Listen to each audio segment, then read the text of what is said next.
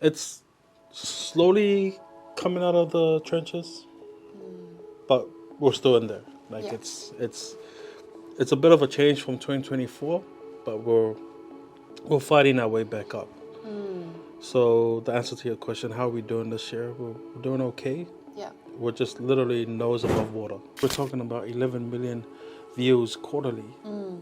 We're talking about the most watched platform for Samoan and Pacific content. And I'm not saying this in a mimika or an arrogant or showing off kind of way, but I'm saying that this is what happens when you put focus onto something. I can be if I want to.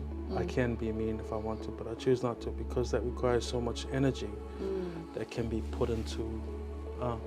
So instead of yelling at someone or screaming at that person, like what I would normally do is like I'll hear them, and then I try to take into mind what they're saying, and then try to apply what I want, and then come out with a solution. No one's perfect. Yeah.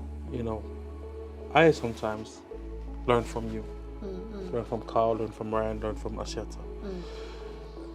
That free flow of talk allows me to become better, allows the company to grow further.